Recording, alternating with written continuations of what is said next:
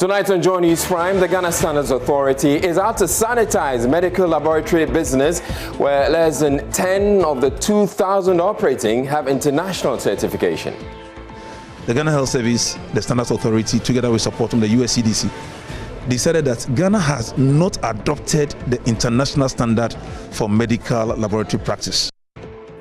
The National Communications Authority is also shutting down some 49 television stations it says are operating without frequency authorization. President Akufo-Addo has released a list of deputy ministers appointed to his government for his second term, with a significant number of them being drawn from the party's MPs in Parliament. And one of the questions being asked is how will this work in a legislature that's split between the NDC and MPP? Police arrest 40 suspected criminals in a soup at Kaswa, where residents have complained about the security situation in recent weeks.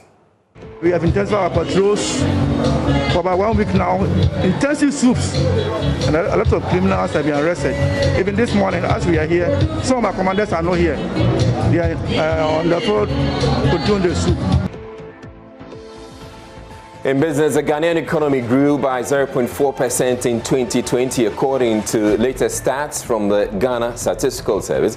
Our head government has been urged to put in more effort to diversify the economy for inclusive growth. We'll hear from economist Peter Porte.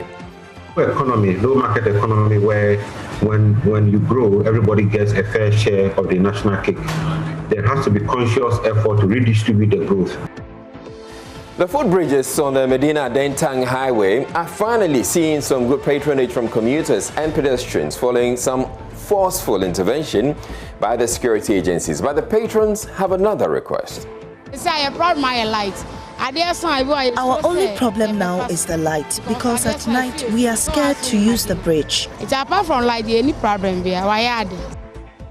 My name is Israel. Joy News Prime is coming to you live from our Fanofa studios at Kokomlimli here in Accra on your digital terrestrial TV, because we're free to air, and also on DSTV channel 421 and Go TV channel 144. This is a home of independent, fearless, credible and impactful journalism. Do stay tuned in.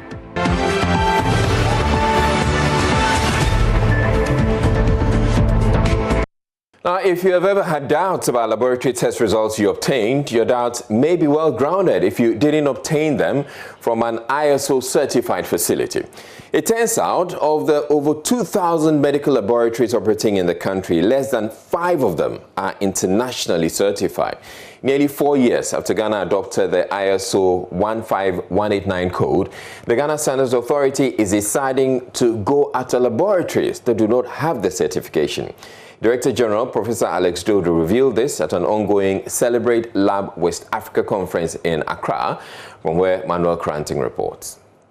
International Organization of Standardization is an international standard-setting body which facilitates the safe, reliable and high-quality creation of products and services. Among other things, the ISO standard number 15189 provides specific requirements for quality and competence particular to clinical laboratories. In 2017, Ghana adopted a regulation which meant that all labs operating in the country needed to be accredited.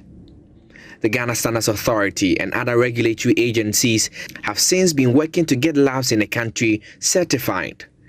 Professor Alex Dodo is Director General of the Ghana Standards Authority. Out to COVID, the Ghana Health Service has been seriously concerned and interested. In fact, in 2017, so that means prior to 2017, the Ghana Health Service, the Standards Authority, together with support from the US CDC, decided that Ghana has not adopted the international standard for medical laboratory practice. It is called the ISO, which is International Organization for Standardization, standard number 15189. But in 2017, Ghana adopted it. Now, once you adopt it, that means that this is the first time, or this is when you have it. But after close to 4 years since adoption of the ISO standard number 15189, less than 10 of the over 2,000 labs in the country have been accredited.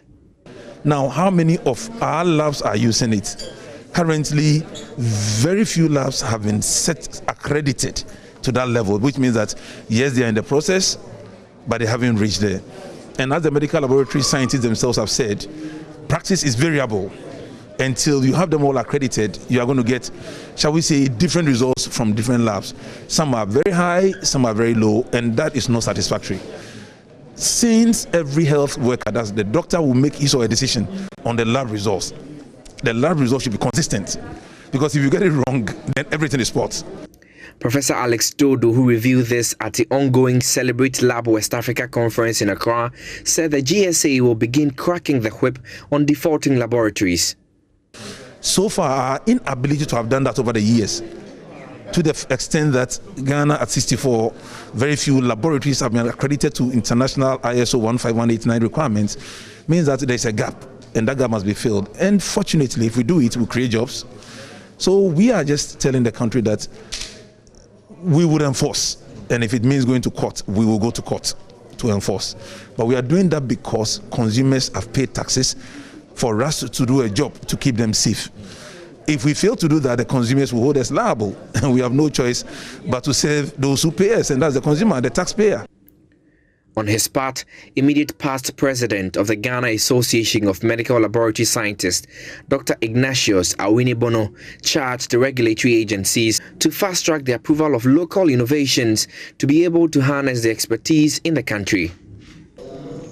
Initially, some of the sensitivity and specificity requirements were not met, but as we talk, the kits now are hitting close to 99% and 80-70% sensitivity.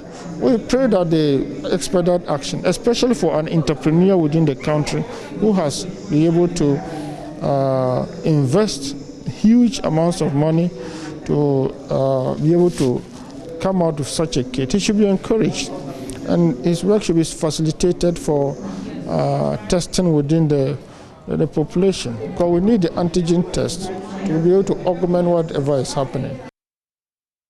Well, let's get some clarification on this from the regulators. Dr. Philip Bano is Registrar of the Health Facilities Regulatory Authority, and we also have Professor Alex Dodo, who is the Director General of the Ghana Standards Authority.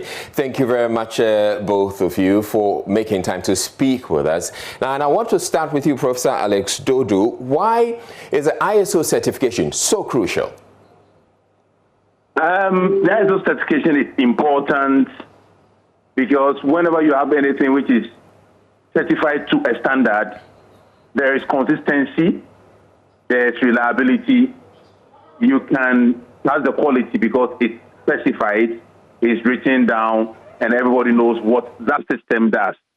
So if someone says, I have a laboratory, it is ISO certified, accredited, you know that its management and its equipment would all follow certain routine. I mean, it is what it is. You have to follow it, or else you lose your accreditation.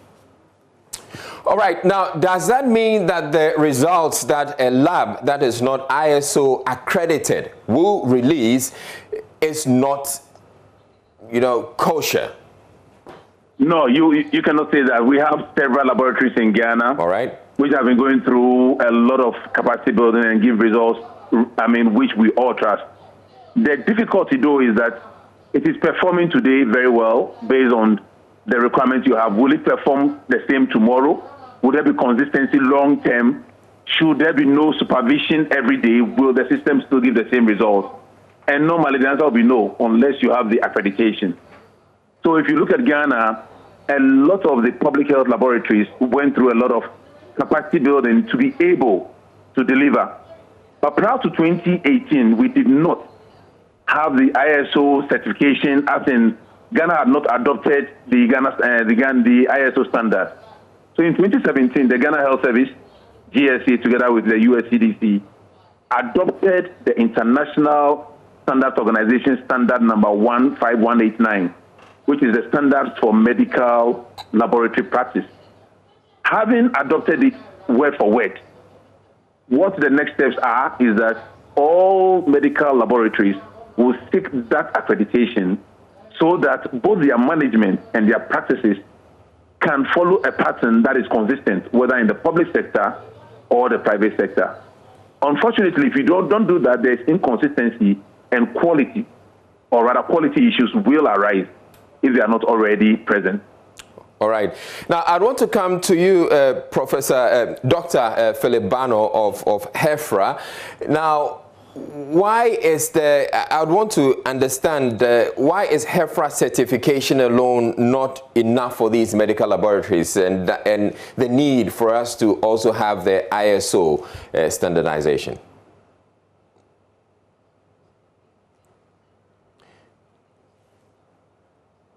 Hello, Dr. Bano, if you could just unmute for us, and I'd want to repeat the question. Why is HEFRA certification alone not enough for these medical laboratories?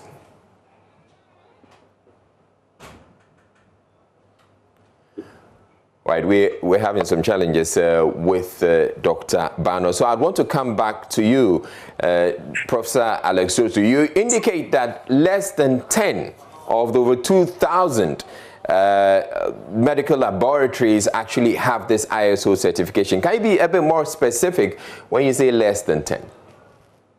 Okay, so to get accreditation, you normally will go to an accreditation body, or sometimes you go to a certification body like the Ghana Standards Authority.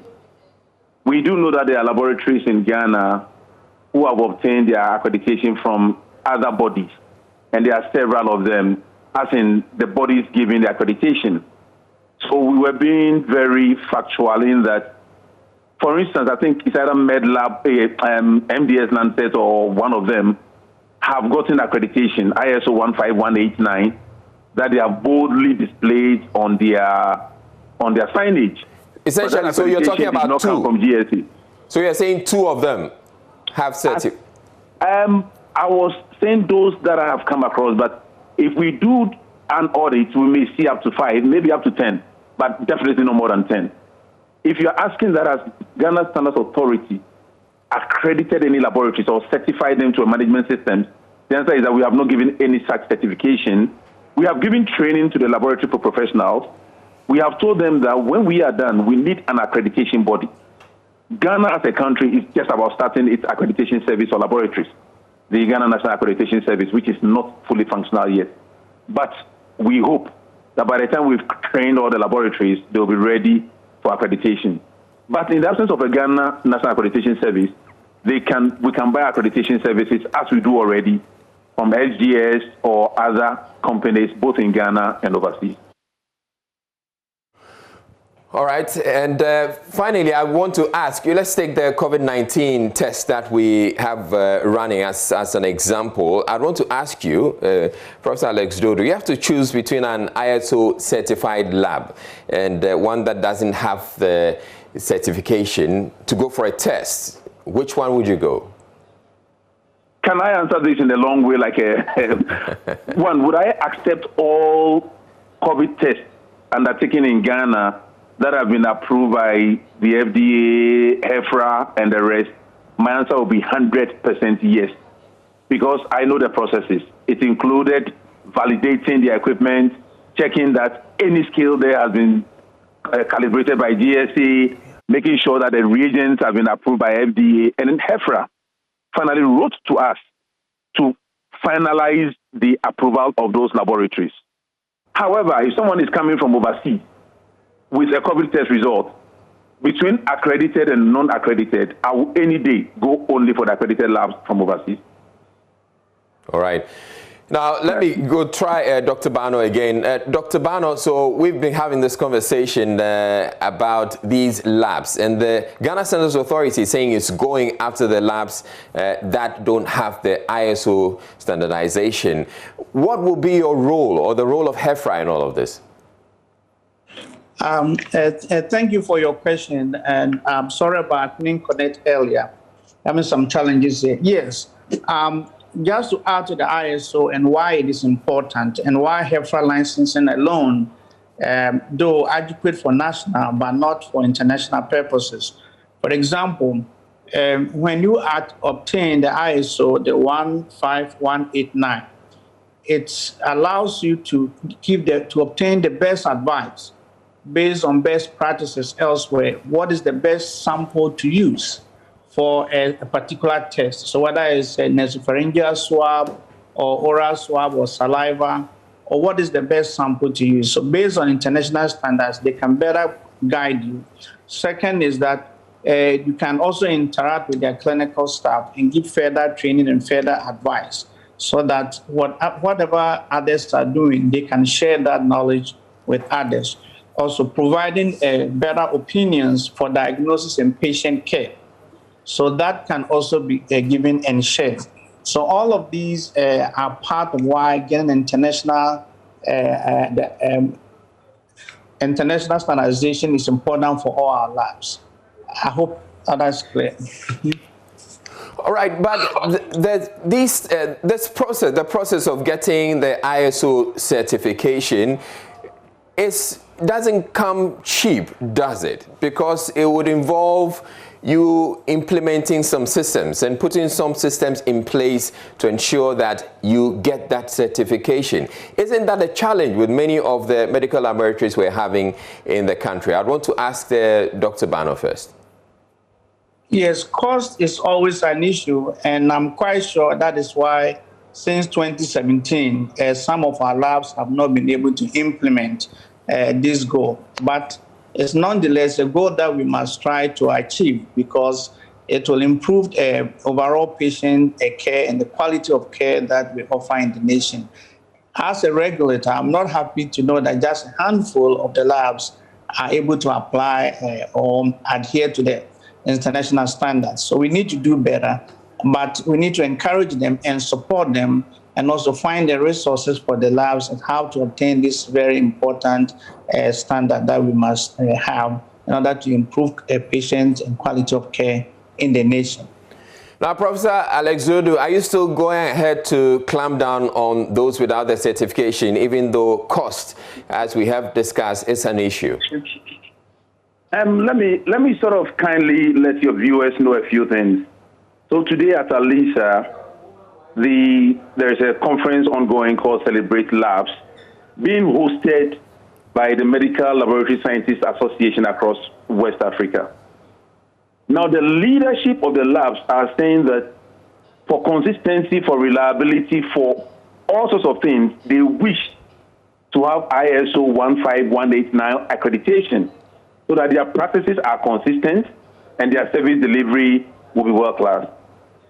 What the Standards Authority said is that we have gone stage 1 to adopt an international standard, which we are making available to them at a slightly lower cost. What the next bit is that accreditation costs money, but it's all about quality and quality of care and quality delivery. Now, the good news for us is that our laboratory associations are desperate and desirous of being world-class. The next argument should be, how do we help them do it? Because let's put it this way, none of us is going to fly a plane if we are told that, well, there is an international standard, but we'll stick to only the national one. We believe that quality is ultimate. And whether it's a service in Ghana or Nigeria or anywhere else, when it comes to laboratory services, when it comes to care of people, our aspiration is for the best. Now, we know that accreditation is tedious because it involves paperwork. Every single process must be documented. But that is the right thing. That is the right thing which ensures that should you have any issue with your treatment, with the lab results, you can go back and know what went wrong, if anything, and seek redress. What we hope as a Standards Authority is that we will partner with HEFRA and with all the other groups to figure out a way of engaging the young people who need jobs to support us in writing the operating procedures and so on and so forth, so that our laboratories who have expressed a passionate desire to be ISO 15189 accredited will get accreditation, starting with a few which are already close to getting it this year and prayerfully many more next year. All right, thank you very much. Professor Alex Dodu is the Director General of the Ghana Standards Authority, and Dr. Philip Bano is the Registrar of the Health Facilities Regulatory Authority. Now on to our next story. President Akufo-Addo has released the list of deputy ministers appointed to his government for his second term, with a significant number of them being drawn from the party's MPs in Parliament. The list of 40 released Wednesday includes a Minister of State at the Finance Ministry and brings to 86 the ministers of state, deputies, and regional ministers appointed to serve in the administration. 57 of the 86 are currently sitting members of parliament compared to the president's first term, where 68 of his 126 ministers were MPs. We have details in the following graphics. So 86 ministers, including deputy ministers and regional ministers, appointed. That's in the second term. Of the 39 deputy ministers appointed so far, 34 are sitting MPs. Now, for 2017, the first term, ministers, there were 126 ministers, including deputy ministers and regional ministers, that were appointed. Of the 66 deputies, including deputy regional ministers, 38 were sitting members of parliament at the time. And then for the second term of the 43 substantive ministers, sector ministers, and regional ministers, 23 are sitting MPs. Now, total MPs who are now substantive ministers, sector or regional or deputies, are 57. And then for the first term, that compares with the first term, where of the 60 substantive ministers, sector ministers, and regional ministers, 30 were sitting members of parliament at the time. Total MPs who served as ministers, sector, and regional or deputies was 68. And then again, looking at the second term, 86 ministers, including deputies and regional ministers. 16 are females, 70 are males. 126 ministers for the first term, 20 were female, 106 were males.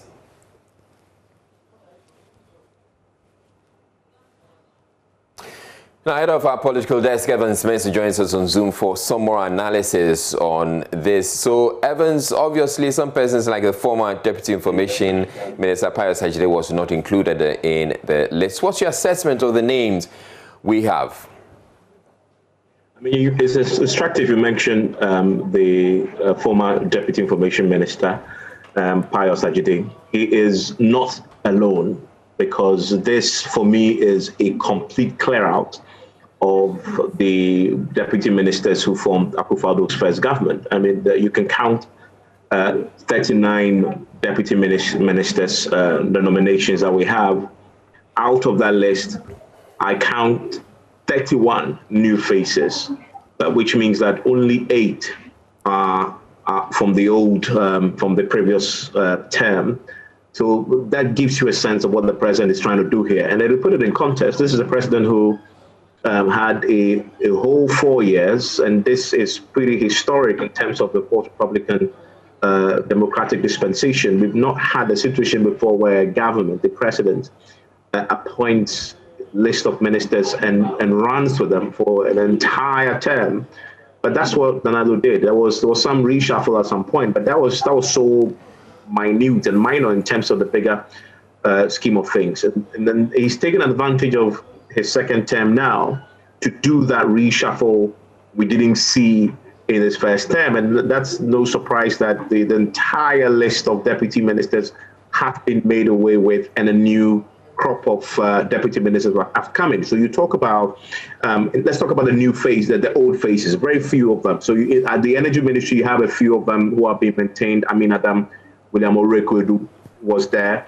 If you go to employment ministry, you have the likes of Bright Odubobe was there, has been maintained.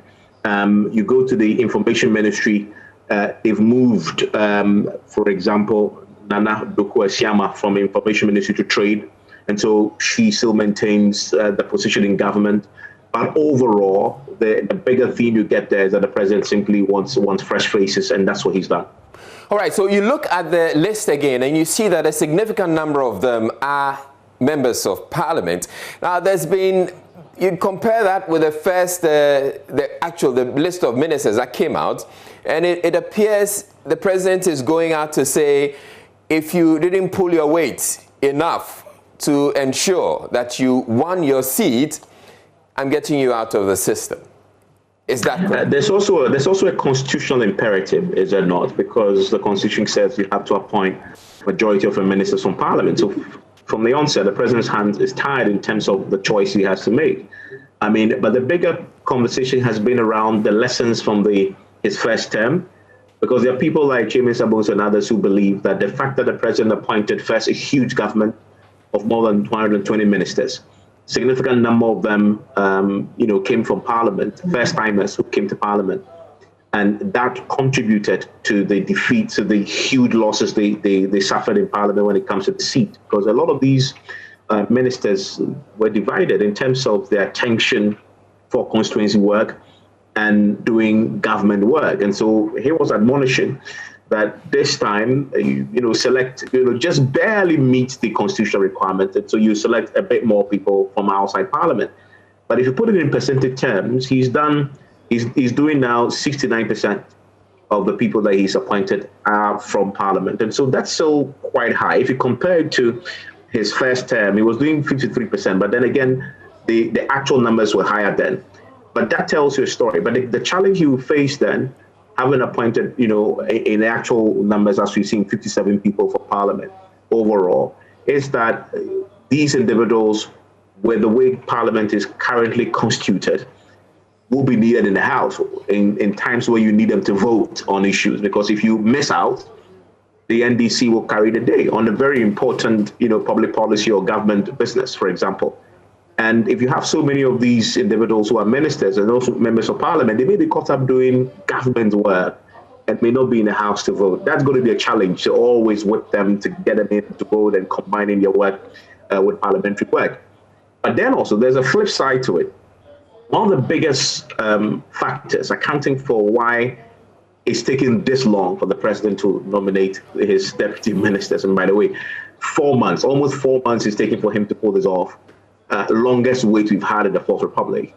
One of the reasons that has happened is because the fear is that, if you appoint people too early and people get disappointed in Parliament, you are going to have an issue with people who are disgruntled because they didn't get any nomination, who then will not be committed enough to stay in the House and vote on issues for you, especially in the last 3 months when Parliament had sat for the first time.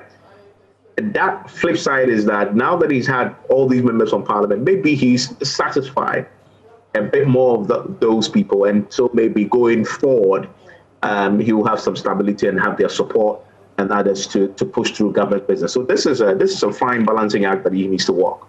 All right. Thank you very much, Evan Spencer. Evan Spencer is head of politics desk here at Joy News. Now, still ahead in the bulletin, the National Communications Authority is shutting down some 49 television stations. It says are operating without frequency authorization. We'll be telling you which TV stations have been affected.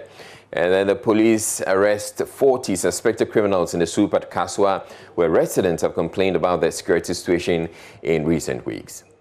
Just our patrols for about 1 week now, intensive soups, and a lot of criminals have been arrested. Even this morning, as we are here, some of our commanders are not here. They are on the road doing the soup.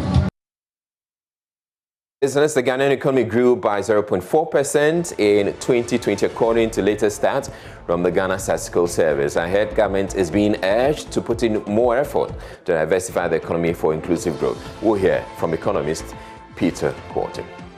Economy, low market economy, where when you grow, everybody gets a fair share of the national cake.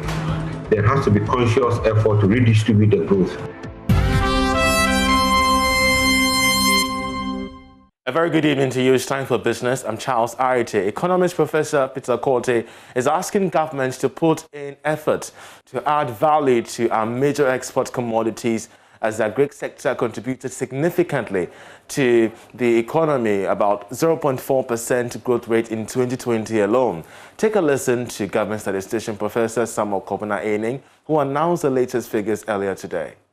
Provisional current annual GDP estimates from an oil point of view stood at 404,873.7 million Ghana cedis. This compares with 350,788.2 million Ghana cedis that was recorded in the year 2019, indicating about 53,000 million Ghana cedis increase between 2019 and 2020.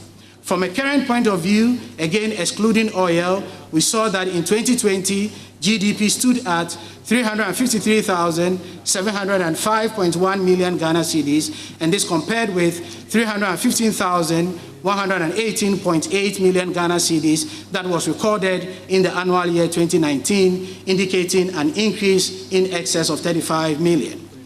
From a sector point of view, again on an annual GDP, we continue to see the services sector driving or having the highest contribution to the overall GDP by contributing 44.6%, followed by industry sector 36.3% and agriculture 19.1%. From a basic prices point of view, on an annual basis, GDP stood at 386,880.5 million Ghana cedis, and from a purchases value point of view, GDP stood at 404,873.7 million Ghana cedis. Now, the GDP growth of 0.4% in 2020 beat slightly forecast by institutions and analysts. The expectations were that the economy will grow at a rate of about 1% of GDP last year. Earlier on the marketplace, economist Mr. Korte said there is a need to diversify the economy in order for the figures to translate into job creation. I'm not too surprised because it's the oil sector that drove this negative growth rate. If you look at oil prices on the international market, I think demand hasn't picked up as much as possible, and therefore price of oil hasn't really picked up. So that significantly affected the mining and quarrying sector growth rates, and that is what we are seeing. It has had a dampening effect on the growth of agri and the other sectors that are driving the growth process. And if you look at the numbers we are seeing, it tells you that we need to diversify our economy. We could not rely solely on one or two sectors. We've seen what oil has done as a result of COVID, as a result of global demand shifts. Therefore, we need to certainly diversify our products. And the other thing we have to do is to add value. We ought to process more of whatever we produce. And that will significantly help in the job creation we are talking about. If we process and add more value, then we can pay more people, we can employ more people, and that will ensure that the growth is distributed. But let's also be reminded that there's no economy, no market economy where when you grow, everybody gets a fair share of the national cake. There has to be conscious effort to redistribute the growth. And that is why policies like the LEAP and many other government interventions are necessary to ensure that growth is redistributed. Now, Ghana will experience a buoyant economic growth in the second half of this year due to increased aggregate demand and uptick in private consumption. This will offset the relatively slow economic growth anticipated during the first half of the year. According to Fitch Solutions research arm of ratings agency Fitch, Ghana's economy will grow at 4.6% of gross domestic product rate, and the same as International Monetary Fund forecast as investment will rise. William Atwell is a senior country risk analyst at Fitch Solutions Sub-Saharan Africa team and has been speaking on the firm's macroeconomic updates for the region. Ghana is outperforming other West African markets in terms of the vaccine rollout. It is still actually very slow and small scale, and thus we expect some social distancing measures to remain in place in the coming months, which will, of course, weigh on confidence and business activity, certainly in the first half of the year.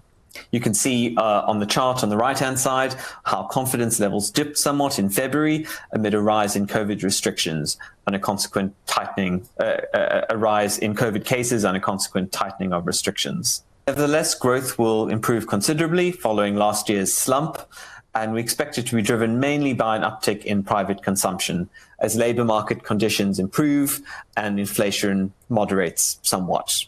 Net exports will also perform well as global demand for commodities such as cocoa and oil rises. That'll be it for business for this segment. Sports is up next. Thank you for staying with us on Joy News Prime. Gary Al Smith here with the sport in our first story. Former Vice President of the Ghana Football Association, George Ifrie, believes the Black Stars will only be able to clinch next year's Africa Cup of Nations title if the squad is made up of 80% young players. The Black Stars have not won the title since 1982, and Efriye has been speaking about how to rectify that anomaly. He's been speaking to Joy Sports. You see, I have said this several times, and I'll repeat it again. We need to manage the transition very, very well. The Black Stars should be 80% young players, 20% old players. I repeat myself. The Black Stars should be 80% young players, 20% old players. If we do that, the Black Stars will have a good future. And we should take away favoritism. This one belongs here, so we won't call him. That one belongs here, so don't call him. This will not help the Black Stars. Please. These are some of the reasons why people will always call for a white man to coach the Black Stars. But what? Trust me, since we have opted to have one of our own, please, let us leave him to work. Let's give him all the needed support for him to work. CK Akuno must have his piece to work. That's all I'm calling for. If he failed, we will all see that he has failed. One of the good things I can boast of, and Kwesi Nyantakyi can boast of, we don't interfere with national team call-up. We don't. National team call-up, allow the coaches. We believe that the coaches are capable, they are competent. Let's allow them. Then how can you never win the tournament? What were the mistakes you did that you don't win? It eluded us for, 2 finals. It's eluded us. But hey, you never know. Maybe under Kets we are going to win it. You never know. So you cannot say never. What did you do that we never won it? And what should they do differently? I'm saying that we went very close. Luck. The last one, especially the one in Equatorial Guinea, it was pure luck. That we were leading 2 penalty kicks. We had to just bury the second and third, and then we didn't. But I'm saying that you can never say never. So let's hope maybe under Ketokreku will win it. So don't think he can. When we allow the coaches, fortunately, people have said that all the cups that we won it under black coaches, the Ghanaian coaches. So fortunately, we have a Ghanaian coach in charge. Let's give him the needed support, and I believe that CK will do wonders for us. Former WBO Africa Cruiserweight champion Brahma Kamoko, popularly known as Bukum Banku, is advocating the building of boxing gyms outside Accra. According to him, the concentration of gyms and boxers in Accra is denying other regions of the country the development of talent in the sport. Joy Sports' Nathaniel Ato has more in this report. Available data from the Ghana Boxing Authority GBA indicates that there are 52 gyms recognized by the regulatory body. Over 50% of these gyms are situated in the capital city Accra. Accra alone has 27 of these gyms, while the Volta region, which produced 2 out of the nation's 10 world champions, has only 3. The Bono region, which gave Ghana the marvelous Nana Yaw Konadu, has 6 gyms recognized by the Ghana Boxing Authority. There are 5 gyms in the Western region and 5 in the Central region as well, which produced the former Commonwealth champion Sam Akroma. Northern Ghana has the lowest representation of boxing gyms, with Tamale, Bolga and Wa having 1 each. This is a trend that former WBO Africa champion Bukum Banku wants to see reversed. Kumasi people like boxing too much. Kumasi people, they like boxing the same like Accra people. But you know, boxing day for Accra, only Accra boxing day. Well, I want any region, they open boxing gym there. Okay. To teaching people, because boxing, every boxer day for Accra, every boxer day for Accra. No boxer day Kumasi, no boxer day Cedro, no boxer day Cape Coast, no boxer day. I don't understand. I want all the Accra coaches go to teaching people over there. Saniwana bosses schedule managing people. It's not only Accra. Okay. Okay. Kumasi people, they like boxing too much. Yeah. I've been wondering, Banku, are you ever interested in becoming a boxing trainer? Do you ever see yourself becoming a boxing trainer? Me? Yes. You know my second boy is a boxer. My second boy is a boxer. Aspiring with them. What's his name? Abu Kamoko. Abu Kamoko. He's a boxer. I give him and you want him to become a boxer? Yes. But some years ago, I don't want my fight with fight boss, because boss's mentality work. But the guy, my second born Abu Kamoko, say only bossing the fight. I don't know. He can be a world champion. And that's the sport for now. Thank you for your time. When we come back on the other side of things, we'll update you on what's happening in the Premier League. There's some games going on there.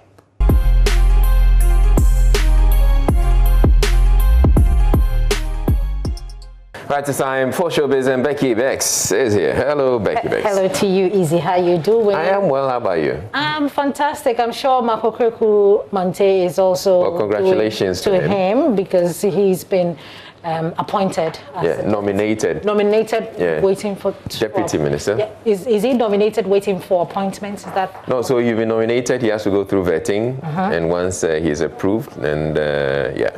And so his confirmation comes on the back of President Akufo-Addo's list submitted to the Speaker of Parliament on Wednesday. Mark will be Deputy Minister, will be Deputy to Dr. Ibrahim Mohammed Awal if approved. For the past years, Mark Accreditation Mante has been actively involved in politics after openly declaring his support for the New Patriotic Party. So, congratulations to him. Yeah. Another person who has been trending today is obviously Akiapim Polo. She's been granted an 80K bail, and now all we're waiting for is, people, the likes of DKB, Reggie Rockstone, and all the people who are supporting to get her, pay the 80K. But John Dumelo. Before then, let me just bring in something quickly. The fact that they mention that 80,000 CD bill doesn't mean that somebody has to bring the 80,000. You don't have to pay it. You don't have to. Somebody has to stand surety for it. Yeah. So there's no money. Bill is free. Oh, that's interesting. But somebody has to stand. Okay. So stand in and say, yeah. So John Dumelo has his own, idea about what's actually happened. All right. Akiapim Polo was sentenced for 90 days. I made a post on Twitter talking about the fact that what her lawyers needed to do at that time was to be able to apply for bail pending an appeal, and that would get her out of prison pending the final decision of the appeal. And a lot of people, lambasted me. A lot of people said I didn't know what I was talking about. A lot of people were saying, all sort of things. But what they didn't know was, according to the Criminal and Other Offences Act 30, 1960, it talks about, and I wrote something little about it on Twitter, it talks about the fact that a person may be granted bail upon conviction pending an appeal. And I'm happy that today, the court has granted a bail, and I hope and pray that the final decision on her appeal, is granted, and so that we see, the end of this case. And so I just hope and pray that the court would tamper justice with mercy, and look, God bless Ghana and God bless us all. I mean, we are just happy that Akiapim Polo is out. Yeah. Well, but I don't know of too many people who get this opportunity because once you're convicted or sentenced, you're going in straight. The petition worked. Yeah, it could be, but if we're also hearing that the Attorney General is also saying, okay, I'm not so keen about, the sentencing, then probably it may also work in her favor. We wish her all the best. Yeah. Thank you very much, Becky Beck, for bringing us Showbiz.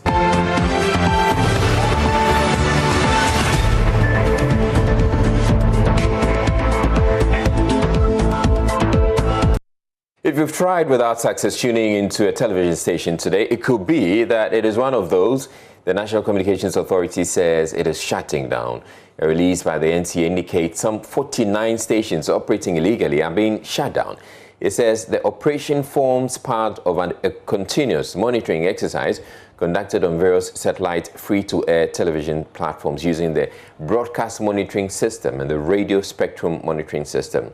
The monitoring revealed that some channels were operating without valid authorizations, contrary to Section 2(4) of the Electronic Communications Act 775 of 2008, which law it quotes, "Except as provided by this Act or any other law not inconsistent with this Act, a person shall not operate a broadcasting system or provide a broadcasting service without a frequency authorization by the authority." Now, let's look at the stations that have been targeted.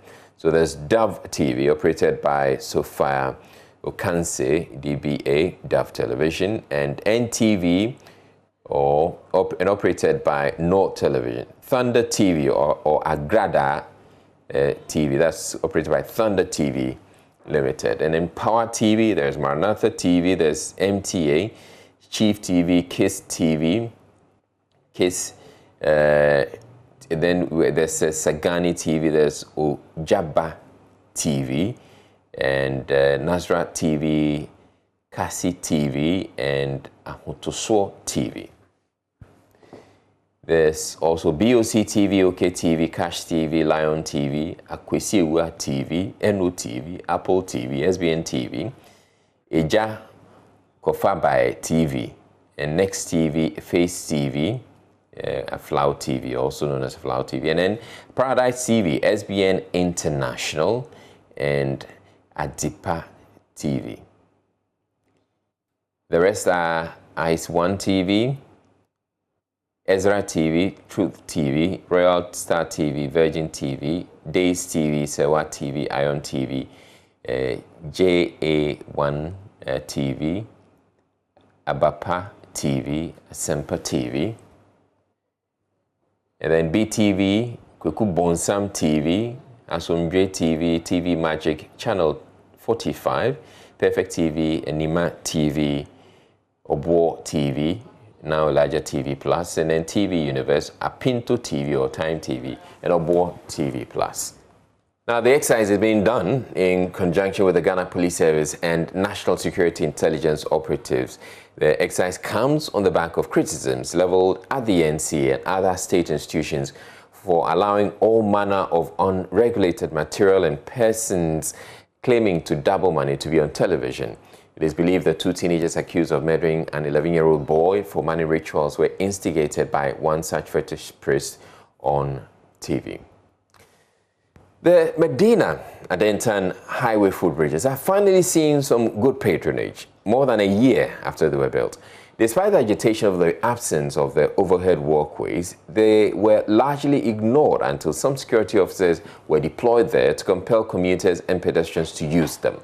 Judith Awuche-Tando has been interacting with the reluctant patrons of the walkways who apparently have yet another request to make their commute on the bridges more satisfying.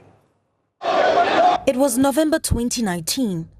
Residents along the Medina-Adentan Highway massed up on the streets to demand the completion of the footbridges on the route. The protest was triggered by the death of an 18-year-old student of the West African Senior High School who was knocked down while crossing the highway. Government obliged and got contractors working until the walk bridges were completed. The commuters, however, had other reasons for not using them. The pedestrians say the bridges are too long. It takes them longer to cross the road. The police but the police there, and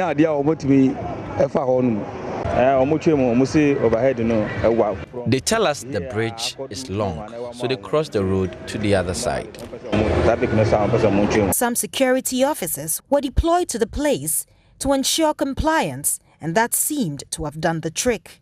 This is the Medina Highway footbridge. Although it takes a little over 5 minutes fully crossing this bridge, pedestrians here say there has been a significant decline in accidents here. Apparently, I think it has gone down. Yeah, it has gone down. It's convenient when you're using it. And then moreover to, you don't get a problem using it. Using the road, crossing the road, using the footbridge helps, it keeps you safe. You know, recently, with the enforcement of the police, it has reduced. The accident has reduced. Yes, it has reduced. It has reduced, and it is best. Because sometimes I'm a teacher. I wake up early in the morning and then I take a bus to Medina. When I'm crossing, it's very, very risky. But pedestrians have another request. I can't lights. I was on here to bridge in this. Lights in this. There are no lights here, so we can't use the bridge at night. By 7 p.m., robbers come to the bridge, and with its length, how will you save yourself? We basically baby earlier. We Johnson down a There's a base for weed smokers in this area, and at night They come and sit on this bridge and steal from passerbys. If Nana Addo has been able to construct this bridge, we are pleading with him to ensure our security. Because if you use this bridge at night, an armed robber can stab you. 8, 9, 10. Now be 5 bridge way so ya be wo ti kan yakun. Anajo about 7, 8, 9. Mami akromfo egu ha nyagro. Around 7 p.m., the robbers here are an eyesore. Who is ensuring that security of those being robbed every day are assured? I'm pleading with government to ensure that we are safe here. Security Our only problem now is the light, because at night we are scared to use the bridge. Apart from light, any problem. But there's more that's been done to maintain orderliness around the footbridges. The Greater Accra Regional Council, for instance, is spearheading the planting of trees and flowers along the road as a permanent solution to the problem. Judith Awachitando, Joy News. The Ghana Police Service has arrested 40 suspected criminals at Kaswa in the central region. The swoop was undertaken by the security agencies early Wednesday as part of efforts to clamp down on criminal activities in the area. It follows numerous complaints by residents about the crime situation in the Ewutu Senya East municipality, which has been widely reported by Joy News. Traditional authorities had earlier summoned top security officials in the area to answer questions over the residents' complaints. Richard Kojonyako has more in the following report. The traditional authorities at Kaswa say they have taken notice of the happenings in the area. They say the summoning of the security chiefs in the area is a way to find a lasting solution to the developments that have plagued the area.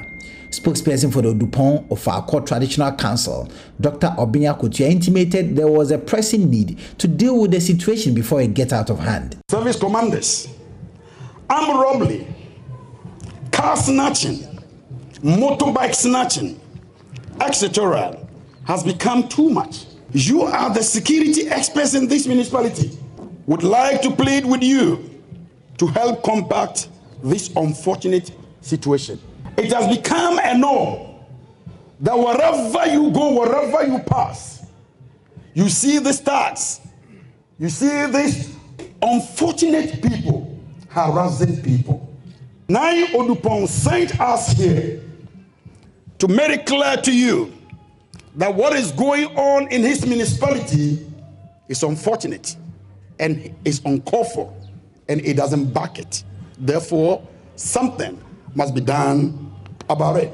The Kaswa Divisional Police Commander, Chief Superintendent Charles Ampim Kosunu, says the police would work hard to address the concerns of the chiefs, and currently 40 suspected criminals have been arrested in a swoop, and the police are after many more of such persons. The concern they show about crime fighting, this has shown that together we can fight crime, and we have told them what we are doing, the plans we have put in place to fight crime. I told them about the fact that we have increased our Snapchat for both day and night. We have intensified our patrols for about 1 week now, intensive swoops, and a lot of criminals have been arrested. Even this morning, as we are here, some of our commanders are not here. They are on the road continuing the swoop.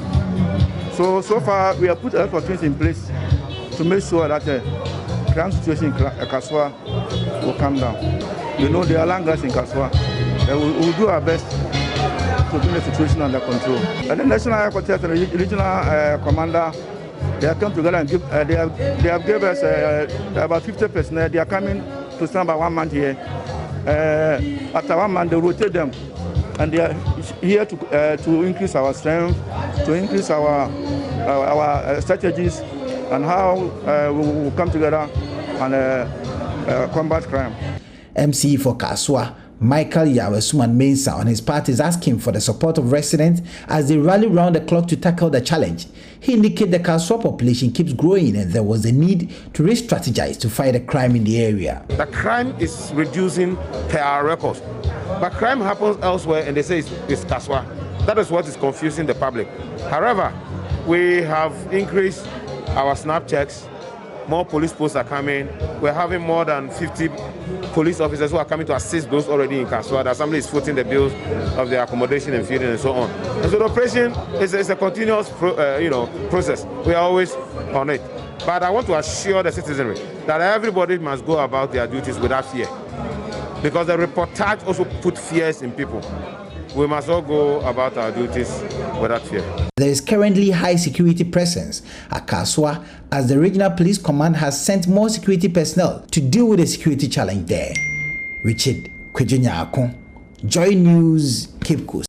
The case involving two suspects was arrested for setting on fire a 64-year-old woman at Nankpanduri has been transferred to the Waliwali Magistrate Court. The absence of an interpreter left the sitting judge at the Waliwali Magistrate Court with no option than to transfer the case back to the Nalerugu District Court for hearing today. There's more in this report. The presiding judge referred the case back to the Nalerugu District Court when the Waliwali Magistrate Court could not produce an interpreter after the suspect insisted they could only speak Bimo. The judge explained his decision was to ensure the rights of the suspects to a fair hearing. The suspects are provisionally charged with attempted murder and causing injury to a 64-year-old woman who they had attacked with a petrol, leading to severe body injuries at Nankpanduri in January this year. The judge ordered that the suspect be sent back to police custody in Nalerugu to reappear tomorrow Thursday at the district court, where an interpreter is expected to be present to facilitate the hearing of the case. A relative of the victim, Talata Aaron Adam, who was in court, spoke to Joy News. I'm very happy and very much happier for the fact that the suspects have been apprehended. And looking at the way forward, I think it will serve as a deterrent to others at the community there who would have such intentions of creating such crimes. And if you care to follow some of the issues happening in Nankpanduri, people think that they can commit crimes and go scot-free. But this case will send a signal down everybody's spine at the village that you cannot take the law into your own hands. As to what we expect of the police, after the police, they've done a very good job. I must recommend them for what they have done. They've actually shown that they are up to their task and they've done what has pleased all of us. As to what we expect of the judge, I cannot decide for them. The laws are there. Cases of this nature, the punishment is there. So I think they will leave that one to the court to decide what happens. For now, the old lady is doing well. She's doing well for now because we are monitoring her progress, and then she's doing well.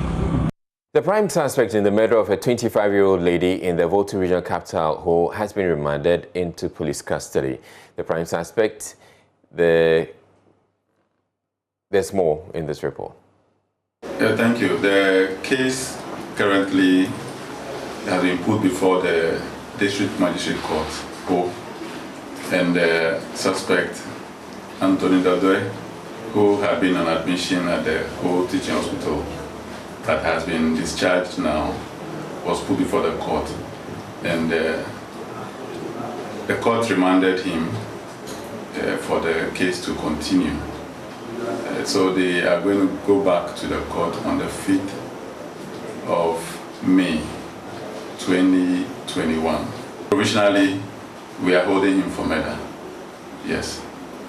We have a bit of processes and procedures to go through to actually move to trial. And once we have not gotten there yet, provisionally he's been charged with murder.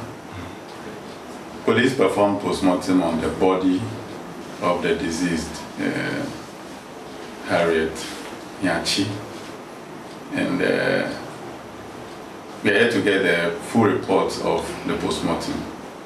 Meanwhile, the body had also been released to the families for interment. So, by way of updates, that is what the situation is so far. All right, we're taking a quick break. We'll be back with more news. Stay tuned in.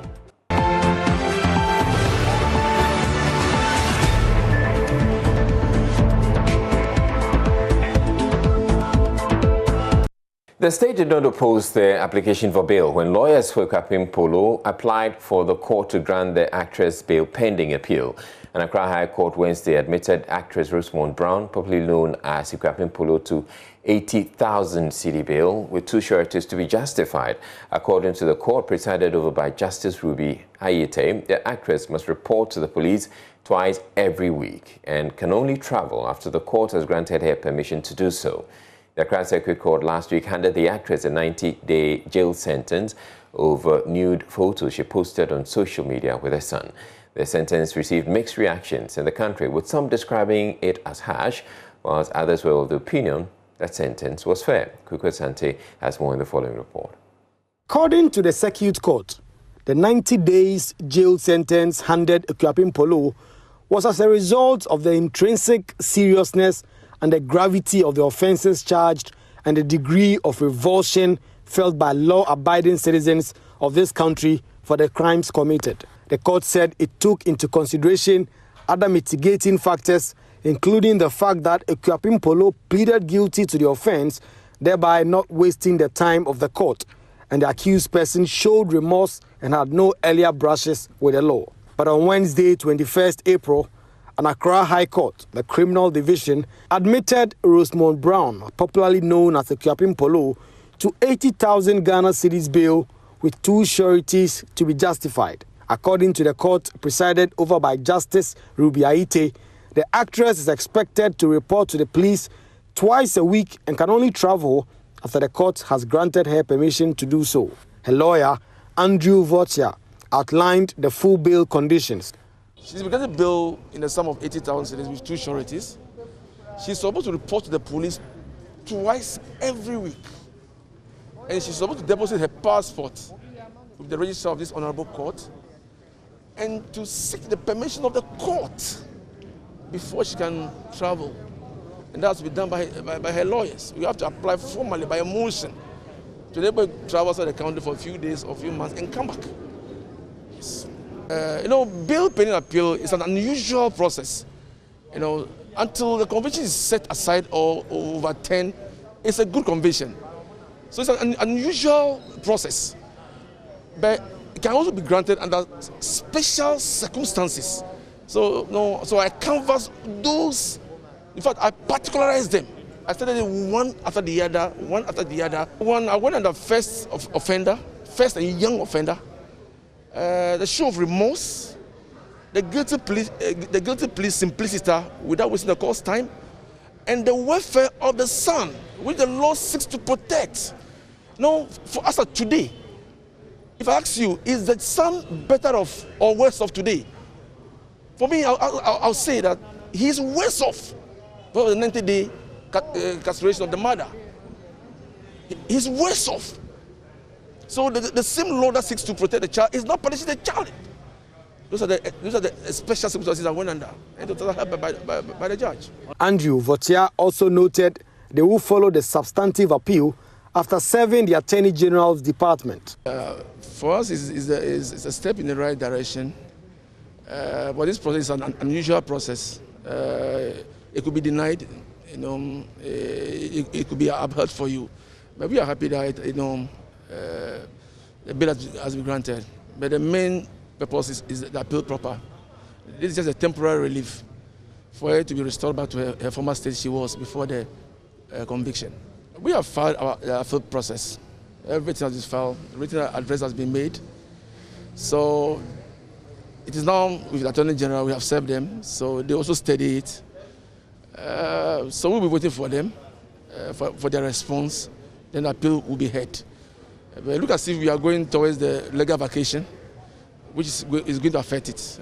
The sentencing of the actress divided the country, with some describing the 90-day jail term as harsh, while some thought the sentence commiserated with the offence. The application for bail was not opposed by the state, represented by Senior State Attorney Selasi Kuwonu in court. According to him, this is because the state had no control over the length of the appeal, which could travel beyond the 90 days jail sentence. The court will now set a date for the actual hearing of the substantive appeal application filed. The controversial mandatory towing levy could be back as part of measures to address accidents on the country's roads. It is being proposed as one of the solutions to the numerous road crashes, which has claimed nearly 800 lives in the first 3 months of the year, with unattended, broken down vehicles and trucks on the highways being identified as a major cause. An attempt to implement the levy requiring all vehicle owners to pay an annual mandatory towing levy was met with fierce protestation, forcing government to suspend it in 2017. But commercial transport owners today say they are in full support of the levy after a meeting with the Select Committee on Roads and Transport in Parliament occasioned by a Joy News documentary produced by Seth Kwambe-Wating. My colleague Elton Brobe was at the meeting and our reports. In the last 3 months, over 800 Ghanaians have been killed through road accidents, and the causes have been identified to be the abandonment of broken down vehicles on our highways, lack of education, lack of enforcement, the poor nature of some of our roads. But today, in a unanimous voice, the transport operators say that they are ready to comply with the mandatory towing service. Indeed, they are ready to pay for the vehicles to be towed once they are broken down on our highways. Indeed, one of the issues that came up at this particular meeting called by the Transport Committee of Parliament was the fact that government must also do more to ensure that our roads are constructed in a state and manner that they become accident-free. But as far as the towing of our vehicles are concerned, they are ready to pay the 180 Ghana cedis a year instead of the 3,000 Ghana cedis they pay to vehicles that tow broken down trucks on our highways. Some of them have been sharing their concerns with the lack of enforcement of the mandatory towing service. I would employ other stakeholders for us all to look to taking decisions, be it concrete, that will protect our drivers mate, and our passengers ultimately. And if it involves having to put something in the pool that reduces the cost of the work, let's do it and pay 80 cedis a month rather than 80 cedis a year, rather than having to wait and pay 3,000 cedis per an incident. There may not be a real need to pay any levy for this towing. But then insurance has increased their prices. They are paying so much for third-party and comprehensive insurance. 2 to 5%, based on calculation, should be charged or tasked the insurance companies to take this burden and take 2 to 5% of whatever we have paid to them and pay to the road safety unit to be able to tow our vehicles when they break down. I want us to look at it and get the insurance company whether they can be of any help in this area. It's a laudable idea, and it can be revisited, will be good. But I think what needs to be done is the communication.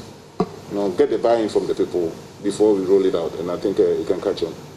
In the absence of that, now, somebody said here that sometimes you get into an accident, you don't even know where the towing companies are, because you don't have the numbers.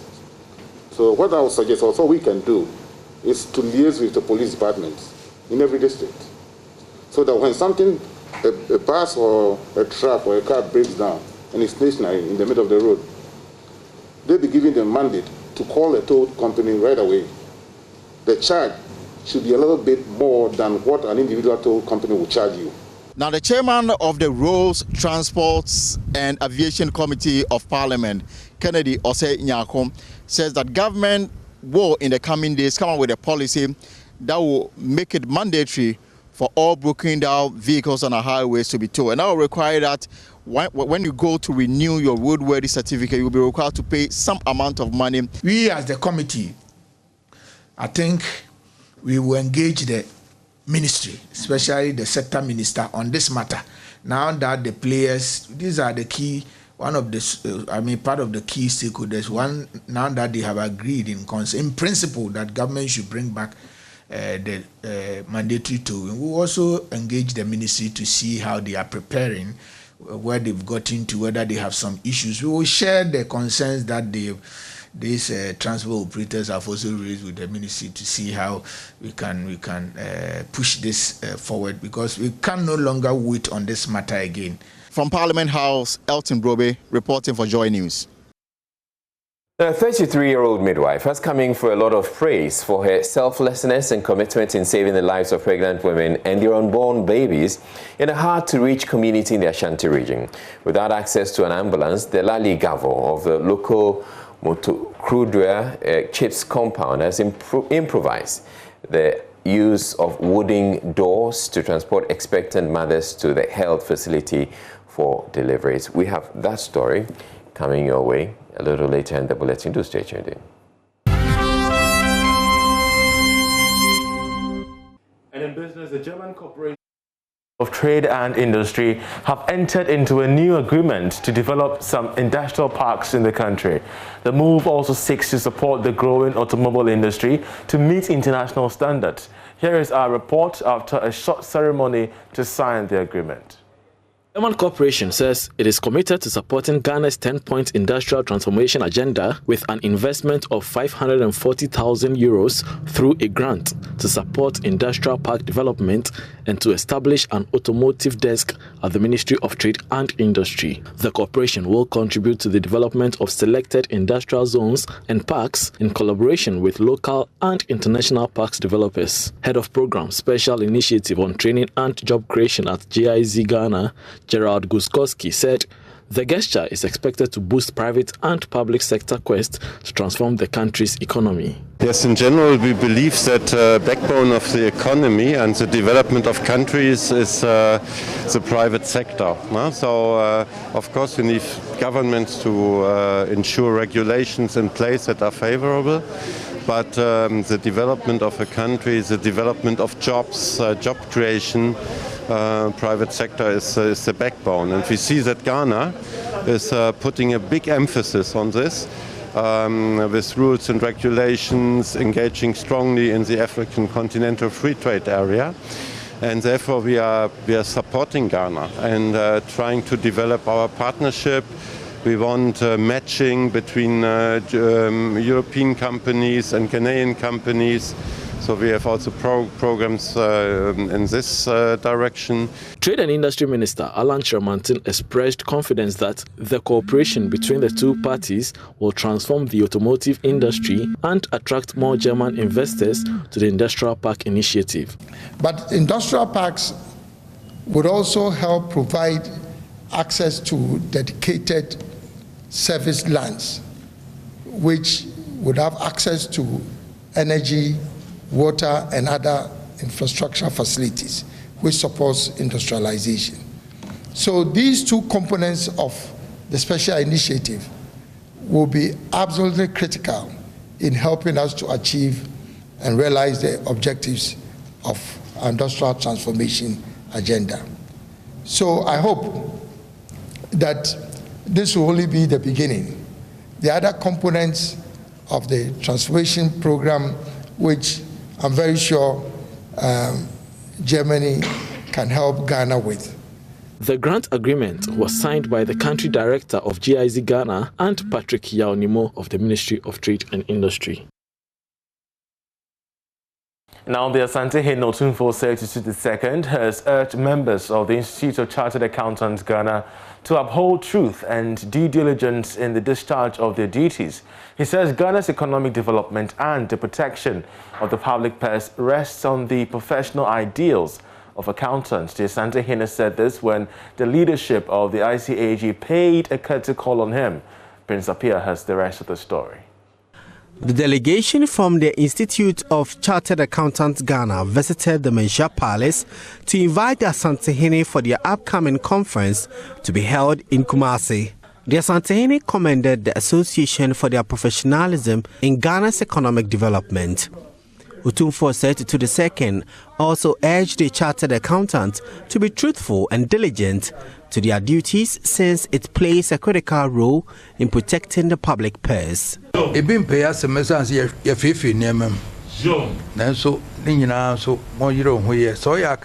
accountant should be bold in standing firm for the truth even if it costs you your job. And this is the way forward for us. So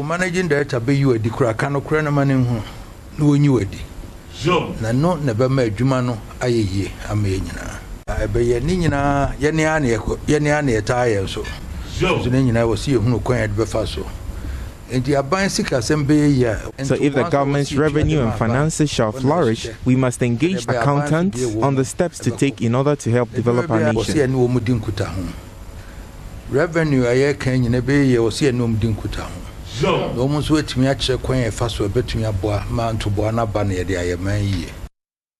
Professor Williams Atulik is president of ICAG. We are here this morning first to put before you our desire to hold the annual accountants conference, which will be between 22nd of May to the 28th of May in your territory. And we want to request your kindness to grant us permission to hold a conference here. And secondly, to seek the privilege of having you grace the occasion when we are here. This is our mission, Your Royal Majesty. Meanwhile, ICAG donated 20,000 cedis to support the work of the Otumfuo Educational Fund. Prince Apia reporting. Now, energy expert Ben Boachi has called on politicians to detach partisan politics from executing plans and appointing heads of public institutions when voted into power. According to him, the appointee may not sanction or dismiss the appointed due to their political affiliation. He says it is time government see public agencies as businesses and allow appointees to function without persistent interference. He spoke on Talking Business on Joy Prime with host Inshirado. I think the bottom line is the politics, because politicians appoint and they are supposed to disappoint, okay?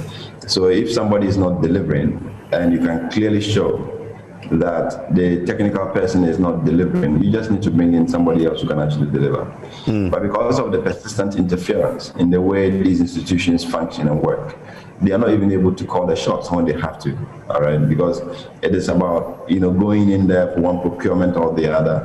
And that also gives these civil servants and engineers the room to also underperform, because ultimately you cannot hold them accountable for how they function. So we have, curtailed the accountability structure such that, the appointee cannot hold the appointed accountable. So it's a problem with the politics. We need to see these sector agencies running as businesses. If you cannot have ECG running as a business, you cannot have VRA running as a business, you cannot have RICO running as a business, we can't fix these problems. Because for the consumer, all you care is that there is power in your home or your business, right? So until we are able to separate the politics from the proper functioning of these institutions, we're not going to be able to deliver that. So, well, at this point in time, let's bring summary of international business news.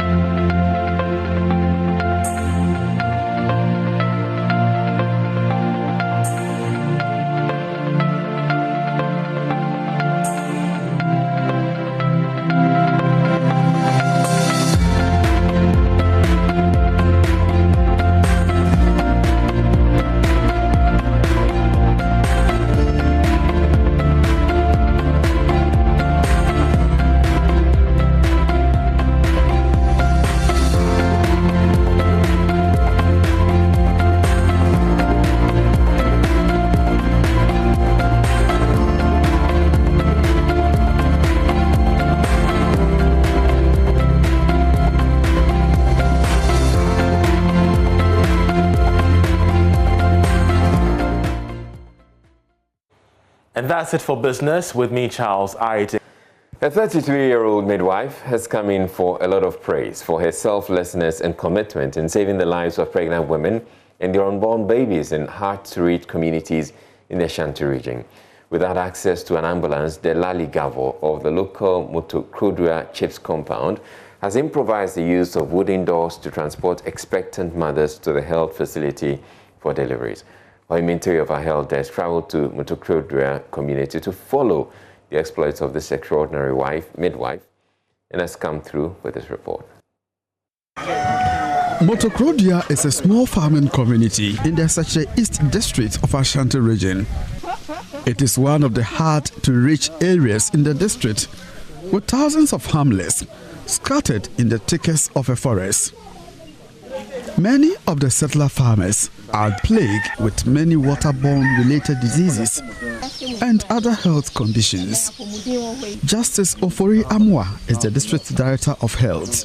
When you get to Motokrodua, it's a forest, and therefore you have a lot of these community members who live in the forest, in the hamlets. So you get to community A, you get about 2 or 3 people, you move to the next. So getting them is not so simple. Many residents living below poverty levels cannot afford healthcare services and prefer home remedies. Pregnant women often suffer near-death complications as they fail to attend antenatal clinics. Some are delivered on their farms and others are transported to the Motokrodua Chips compound for attention by the only midwife here, the Lali Gavo and her team. Some of the cases we always attend to are snake bites, scorpion stinge, malaria, diarrhea. We have communities such as Titikaso, New Apasu, and Peedra, Adukrum, Dadiase, and the distance is far from where they are to the facility. So we do home visiting, get to the community, we attend to some of them. The serious one, we bring them to the facility to attend to them. Lacking access to motorable roads, ambulance or other means of transportation for critical referral cases, Ms. Gavo has improvised and resorted to the use of wooden doors to transport her clients. 2 wooden slabs are joined with nails at the 2 ends of the door to support head pads. Patients lie in a supine position on the door and are carried on the head with the help of 3 men. This ingenuity has helped save many expectant mothers and their unborn babies. This woman was so weak and was lying there. She mentioned some complaints to me that she's feeling lower abdominal pain and dizziness. That's why she's not able to walk. After the assessment, I realized that she's having a BP, a high BP. Then when I listened to the fetal heart rate, it was very low. And I realized that water that the fetus was lying in was very green. So it gave me a signal that we can easily lose this baby. 20-year-old Zelia Yaya is among expectant mothers saved by this improvised wooden door ambulance. She had declined seeing an untrained traditional birth attendant in a nearby hamlet until the Lali arrived. Thanks to the ingenuity of the Lali, she safely delivered a bouncing baby girl.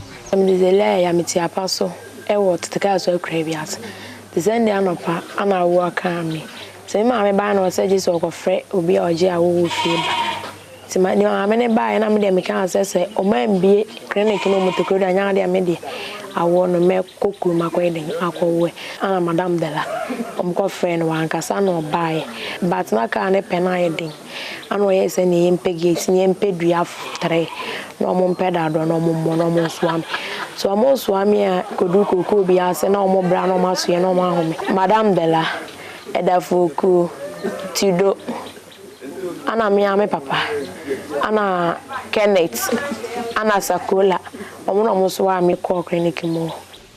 As a norm, Delali has been visiting Zelia and her baby for counseling on postnatal health. For Zelia, the wooden doll has become part of her life-saving story. She gazes at it almost every day. And that'll be it for the bulletin for this evening. I'm Israel Lai. Thank you very much for watching. Have a good night.